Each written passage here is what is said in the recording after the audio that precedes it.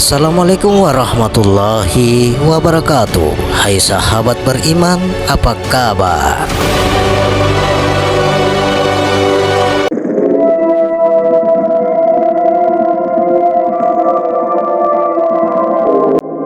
Sifat 20 adalah satu konsep ilmu yang ciptaannya sangat ajaib di dalam menafsirkan kaidah mengenal Allah melalui ilmu ma'rifat. Sifat 20 dicipta oleh ilham para sufi dan para aulia terdahulu bagi tujuan mengajar kita menuju jalan mengenal Allah.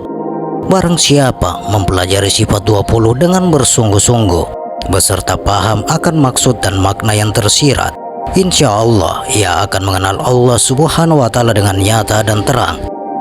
Banyak kaidah terbaik bagi mengenal Allah Subhanahu wa Ta'ala adalah dengan cara mempelajari sifat 20. Allah tidak dapat dikenal melalui mata zahir, ia hanya dapat dikenal melalui mata hati dengan mempelajari sifat-sifatnya. Sahabat beriman yang dirahmati oleh Allah Subhanahu wa Ta'ala, kali ini kami akan mengupas sifat 20 dan ma'rifatullah. Apakah asas sifat 20? Sifat 20 berasas kepada 4 perkara, yaitu zat, sifat, af'al dan asma. Apakah sifat Allah yang 20 itu? Sifat Allah yang 20 adalah wujud, qidam, baqa, mukhallafatul lil hawadis, qiyamuhu bin nafsi atau berdiri sendiri, wahdaniyah atau esa, qudrat atau kuasa, iradat atau menghendaki, ilmu atau mengetahui, hayat atau hidup, sama atau mendengar, basar atau melihat, kalam atau berkata-kata, qadirun atau maha kuasa, muridun atau maha menghendaki, alimun atau maha mengetahui, hayyun atau maha hidup, sami'un atau maha mendengar, basirun atau maha melihat, mutakallimun atau maha berkata. Mungkin banyak yang sudah tahu 20 sifat Allah yaitu terbagi kepada 4 bahagian. Yang pertama, bahagian sifat nafsiyah. Yang kedua, bahagian sifat salbiyah. Yang ketiga, bahagian sifat ma'ani. Dan yang keempat, bahagian sifat ma'nawiyah. Bahagian yang 4 inilah dikatakan menjadi intipati dan isi kepala ilmu mengenal Allah. 4 bahagian inilah nantinya yang akan menerjemahkan sifat 20. Barang siapa yang berhajat untuk mengenal Allah perlu diambil perhatian kepada 4 bahagian tersebut. Sifat nafsiyah. Apakah sifat yang terkandung dalam nafsiyah? Sifat yang terkandung di dalam nafsiyah itu hanya satu, yaitu sifat wujud yang membawa maksud ada. Adanya Allah itu meliputi segala yang zahir maupun yang batin. Apakah maksud sifat nafsiyah? Artinya adalah wujudnya Allah yaitu adalah wujud yang disertai sekali dengan zat, sifat, af'al dan asmanya. Zat Allah itu merupakan sifatnya dan sifat Allah adalah juga merupakan zatnya. Zat dengan sifat Allah itu adalah wujud yang tidak terpisah, bercerai, dan wujud yang tidak berasingkan ke wujud zat, dan kewujudan sifat Allah itu adalah esa atau satu juga pada hakikatnya. Seumpamanya sifat ilmu dengan sifat kalam Allah, apabila sifatnya bersifat mendengar atau sama, berarti zatnya juga bersifat berpendengaran atau sami'un. Apabila Allah bersifat melihat atau basar, berarti zatnya bersifat berpenglihatan atau basirun. Apabila Allah bersifat berkuasa, berarti kodrat, berarti zatnya bersifat kekuasaan atau qadirun. Begitulah seterusnya dengan sifat yang lain.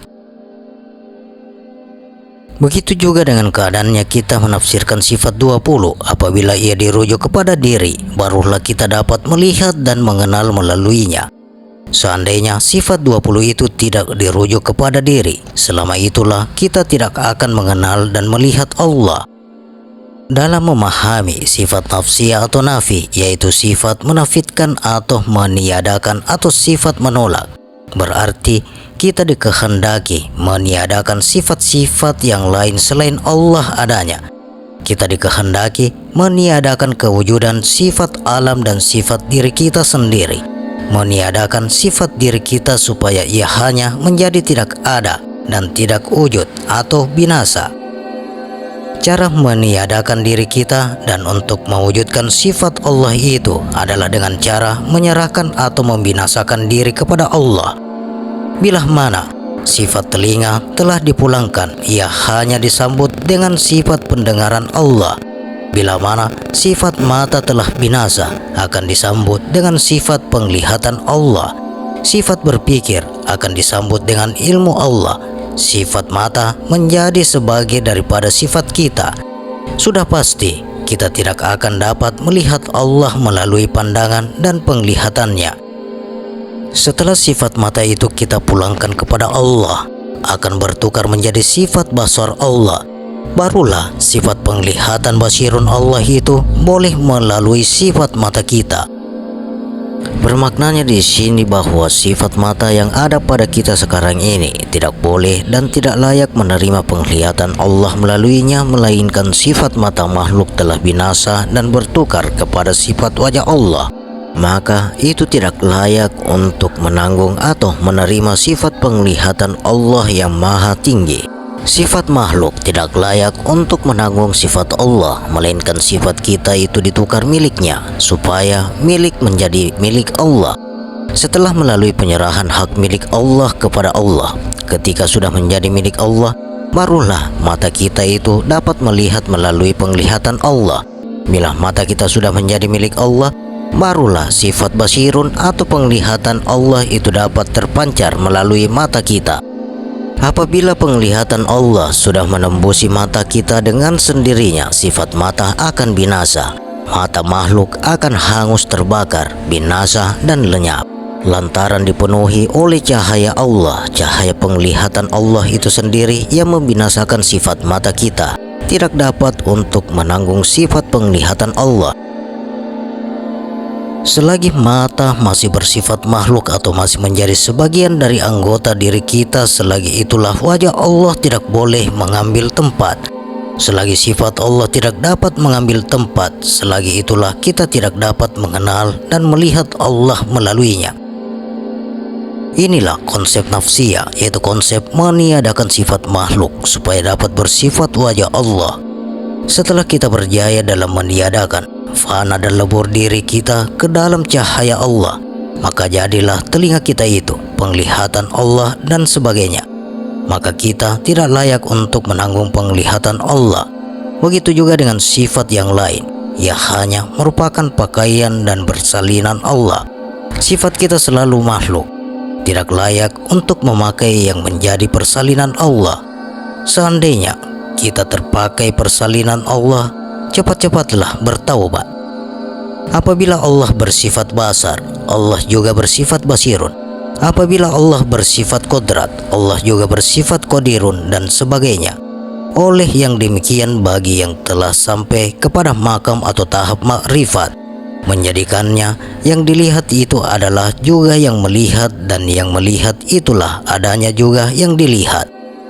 Yang menyembah itu adalah juga yang disembah, dengan syarat diri kita telah binasa, mati, lebur dan karam dalam sauk cahaya wajah Allah. Walau Allah itu bersifat dengan 20 sifat, namun semuanya 20 sifat itu adalah esa atau satu juga dalam zatnya. Walaupun sifat Allah itu banyak, tetapi dia satu dalam zatnya. Yang menjadikan sifat Allah itu berbilang-bilang adalah karena khayalan pemikiran dan lemahnya sangkaan akal manusia. Sedangkan pada dasar dan pada hakikatnya, kesemuanya sifat Allah adalah satu atau esa, tidak berbilang-bilang. Mempelajari, memahami, serta mengetahui sifat nafsiyah bertujuan memberi peringatan kepada kita bahwa tidak ada yang berbentuk bagi Allah, melainkan yang berbentuk adalah bentuk bagi Allah, dan tidak ada yang bersifat, melainkan yang bersifat itu hanya sifat bagi Allah. Di dalam memahami sifat nafsiyah, kita dikehendaki menafidkan, mematikan, melenyapkan dan membinasakan semua sifat-sifat yang lain selain dari sifat Allah. Peringkat pengajian ilmu sifat nafsiyah, kita dikehendaki melihat bahwa hanya Allah sajalah yang ada wujud dan maujud. kewujudan makhluk alam pada peringkat ini belum lagi boleh diletakkan dan digambarkan pikiran, dan belum lagi boleh dibayangkan dalam ciptaan khayalan akal yang ada dan yang wujud. Pada peringkat sifat nafsiyah itu hanyalah Allah semata. Sifat nafsiyah adalah sifat bagi mengajak kita tentang kewujudan Allah secara wujudiyah atau wujud yang meliputi sekalian alam, meliputi sekalian makhluk, dan meliputi sekalian diri kita. Sifat nafsiyah dan wujudiyah itu adalah membawa makna kewujudan Allah secara mutlak, secara bersendirian, secara keesaan, tanpa ada lagi yang lain selain Allah. Di dalam kepemahaman pengajian ilmu ma'rifat, yang bergoyang itu bukan lagi pokok, sesungguhnya yang bergoyang sifat angin. Inilah kedudukan sifat nafsiyah dalam tafsiran ma'rifat.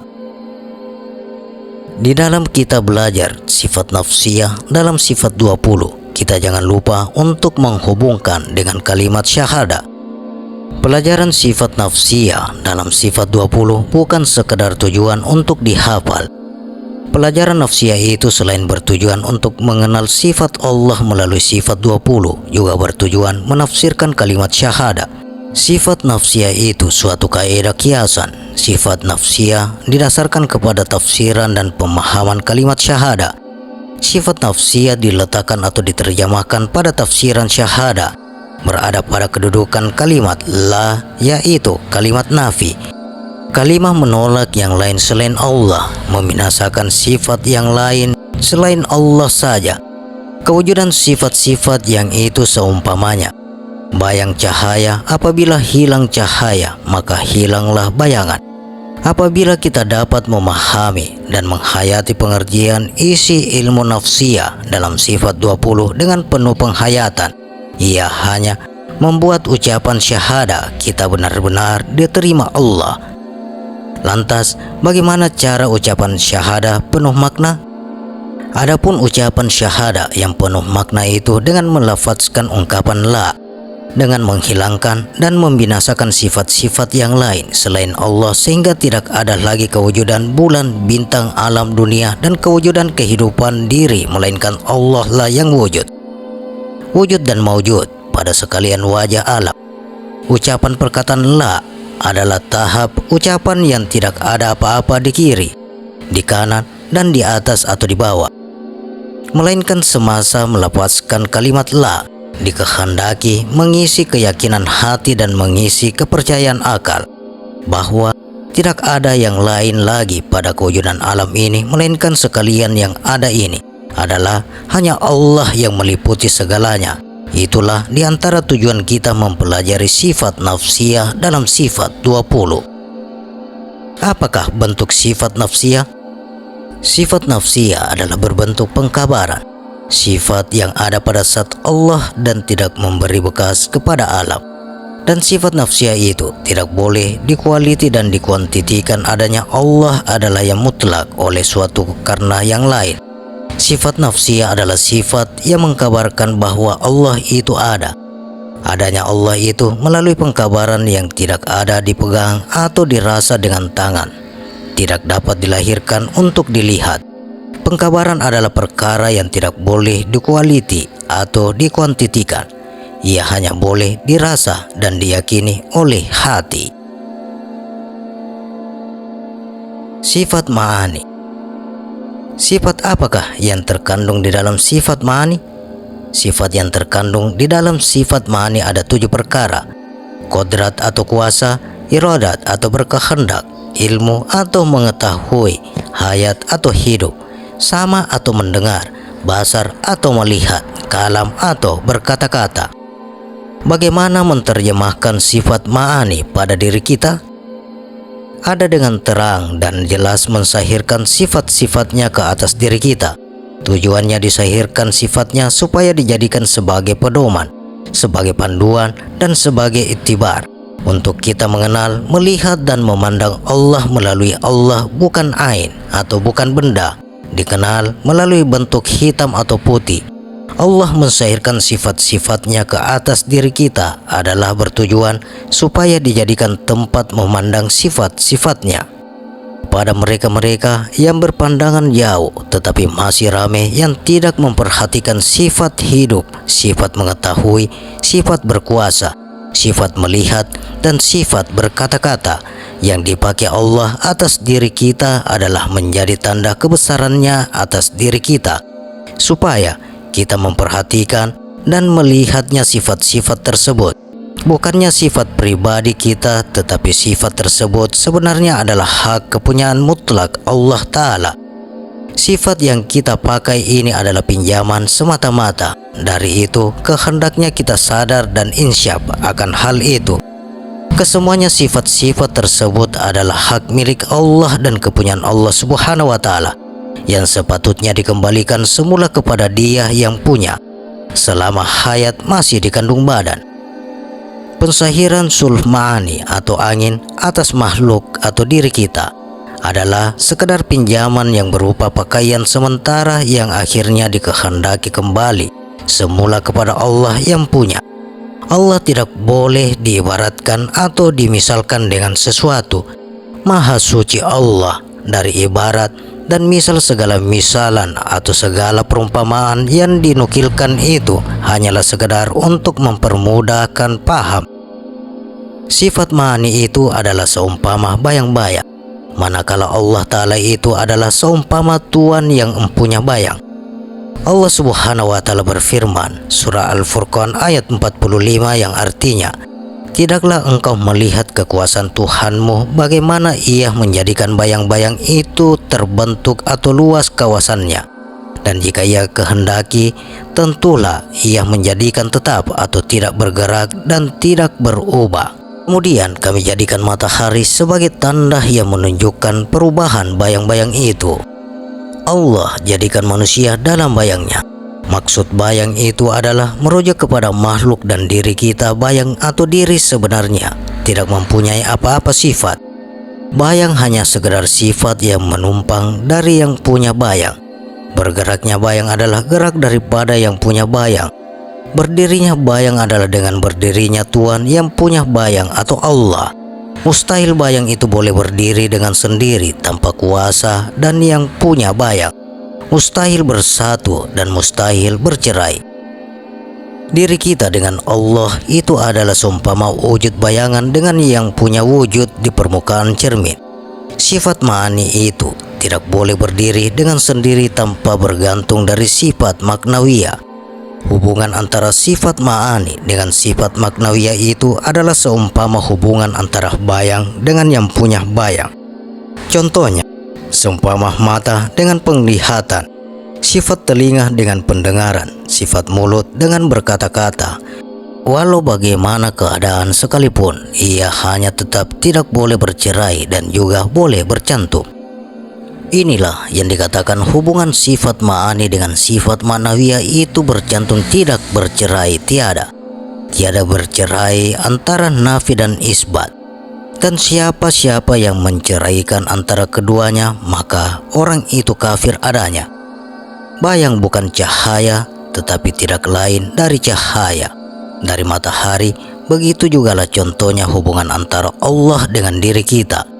Dari itu, marilah kita sama-sama ngambil paham dan insyaf bahwa sifat yang kita miliki ini sebenarnya hak kepunyaan Allah yang harus kita serah kembali kepada yang punya. Tujuan mempelajari sifat ma'ani adalah bertujuan supaya kita mengakui bahwa sebenarnya diri kita ini tidak ada, tidak wujud dan tidak terjadi yang wujud, yang ada dan yang terjadi adalah hanya semata-mata Allah. Seumpamanya sifat bayang, tersahirnya bayang itu adalah tujuan menampakkan dan menyatakan sifat yang punya bayang itu sendiri. Di dalam keghairan membicarakan soal sifat ma'ani, harus diingat bahwa Allah tidak bertempat, Allah tidak menyelam ke atas jasad, Allah tidak bertempat di dalam atau di luar badan, Allah tidak bersatu, tidak bercantum dengan badan. Allah bukan kesatuan, Allah bukan bersyarikat, bukan bercantum dengan jasad kita. Ada orang mengaku bahwa Allah menjelma di dalam jasad. dan tidak kurang pula ada yang mengaku menjadi Tuhan dan sebagainya. Ingat, bukan kita yang meliluti Allah, tetapi Allah lah yang meliluti kita. Kesemuanya sifat yang kita miliki ini adalah milik Allah. Sifat yang ada pada diri kita akan hancur, binasa, dan lenyap. Sifat yang kekal dan abadi itu hanya Allah Subhanahu wa Ta'ala. Firman Allah yang artinya, "Dan janganlah engkau menyembah Tuhan yang lain bersama-sama Allah. Tiada Tuhan melainkan Dia. Tiap-tiap sesuatu akan binasa, melainkan saat Allah baginya lah kuasa memutuskan segala hukum, dan kepadanya lah kamu semua kembali."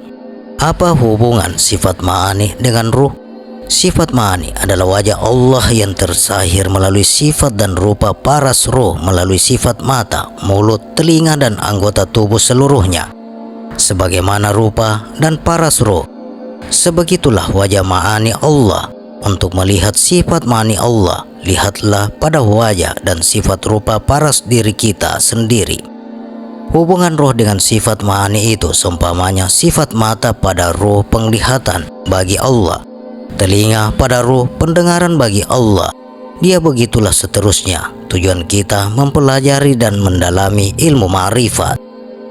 Ma'ani itu adalah untuk membawa kepada kalimat syahadat. Tujuan sifat nafsiyah membawa pengertian pada kalimat la. Ma'ani itu adalah untuk membawa kepada kalimat syahadat.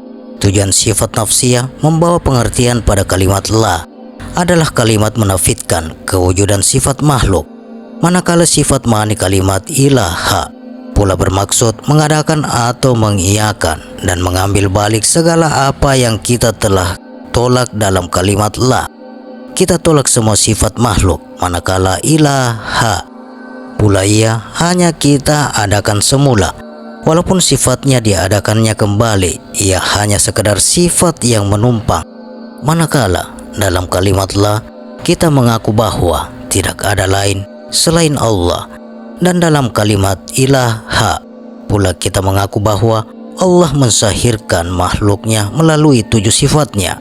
Seumpamanya sifat hidup, kuasa, berkehendak, mengetahui, mendengar, melihat, dan sifat berkata-kata. Walau bagaimanapun, 7 sifat tersebut di atas hanya sekedar sifat menumpang. Seumpamanya sifat samah menumpang sifat samun, sifat basar menumpang sifat basirun, dan begitulah seterusnya. Untuk dihubungkan kaitannya dengan kalimat syahada, kita hendaklah melihat sifat mata yang kita miliki. Tidak berguna tanpa penglihatan Allah. Telinga kita tidak akan bermakna tanpa pendengaran Allah. Mulut tidak berarti tanpa berkata-kata Allah. Hidung tidak berguna tanpa Allah. Akal tidak berarti jika tanpa ilmu Allah. Anggota badan tidak berguna tanpa kuasa Allah. Segalanya yang ada pada kita bergantung dan menumpang sifat Allah. Selama melafazkan kalimat ilaha dalam persyahada, kita dikehendaki mengingati diri kita bahwa sifat yang ada pada diri dan yang kita bawa ini tidak boleh berdiri sendiri, hanya sekedar sifat yang menumpang dan bergantung kepada sifat Allah. Diri kita tidak memiliki apa-apa. Kita tidak akan melihat tanpa basirun Allah, dan kita tidak akan dapat mendengar tanpa samiun Allah. Dari kesadaran dan keinsyafan pun ini membawa hati kita pada suatu perasaan kosong, hibah, hina, kerdil, miskin, dan perasaan fakir di hadapan Allah. Inilah tujuan kita mempelajari sifat ma'ani. Diri kita ini sesungguhnya yatim piatu yang tak punya apa-apa. Harta benda, kaya miskin, hidup dan mati itu adalah hak Allah Ta'ala. Apabila masanya diambil balik yang kita miliki ini karena hak kepunyaan Allah, baik kekayaan, kecantikan, kegagahan yang selama ini kita banggakan, dengan kepemahaman bahwa sifat diri kita ini sebenarnya mati dan menumpang. Sifat mata, mulut, telinga, tangan, kaki, dan seluruh anggota tubuh menumpang pada kebesaran Allah yang hendaknya dikembalikan semula sifat itu kepada Allah. Anggota diri ini sudah mati, binasa, hilang, dan lenyap kepada Allah. Jadikanlah diri kita seumpama fakir, muflis, hina, mati, binasa, lebur dalam kekuasaan Allah. Inilah hikmah dan diantara intipati pembelajaran sifat 20 itu. Bagaimana mengenal Allah melalui sifat ma'ani? Peranan sifat ma'ani hanya sekedar menjadi saksi atau kesaksian. Sifat ma'ani berperan sekedar sifat menumpang. Basar menumpang pada sifat basirun, telinga menumpang pada sifat sama, samah menumpang pada sifat samiun, lidah menumpang pada sifat kalam, kalam menumpang pada sifat mutakallimun. Sifat ma'ani adalah sifat menumpang pada sifat maknawiyah atau sifat kekuasaan Allah. Dari faham itu dapatlah kita titik diri sendiri betapa sifat yang ada pada diri kita ini semuanya kepunyaan Allah. Kita ada mata, tapi Allah yang memiliki sifat penglihatan. Kita ada telinga, tetapi Allah yang memiliki sifat mendengar. Begitu seterusnya, yang menggambarkan bahwa diri kita ini kepunyaan Allah Subhanahu wa Ta'ala. Sifat ma'ani bertujuan supaya sifat Allah dapat dilihat melalui panca indera. Fitrah pada diri kita sendiri, Allah berilmu, manakala diri pula bersifat mengetahui akal. Allah berkodrat, manakala diri pula bersifat berkuasa melalui panca indera.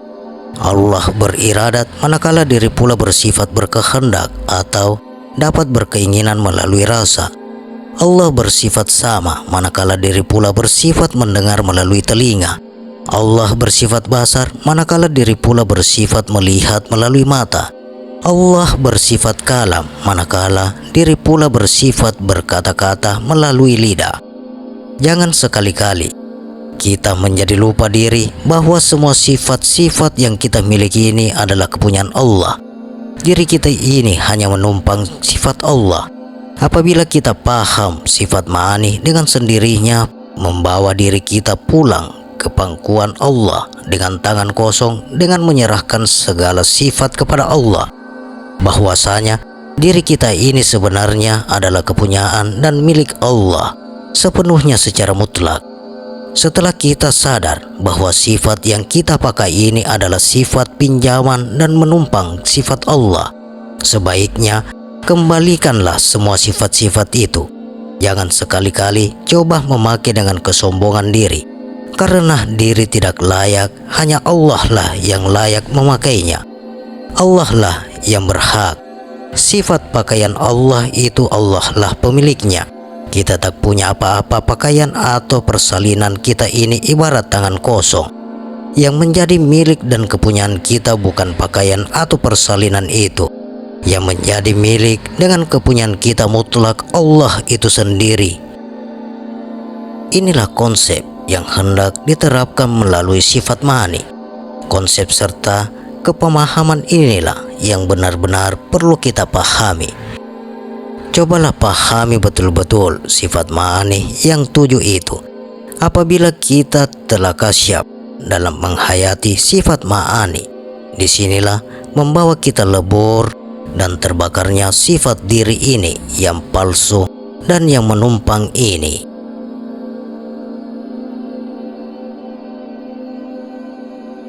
Demikian sahabat, sifat 20 dan ma'rifatullah. Bagaimana pendapat Anda? Silakan share pendapat menarik Anda pada kolom komentar. Semoga video ini bermanfaat dan bisa menambah keimanan dan ketakwaan kita kepada Allah Subhanahu wa Ta'ala. Dan tentunya kita semakin cinta kepada junjungan kita baginda Nabiullah Muhammad sallallahu alaihi wasallam. Terima kasih untuk sahabat yang telah menonton video ini. Sampai berjumpa kembali di video berikutnya. Wassalamualaikum warahmatullahi wabarakatuh.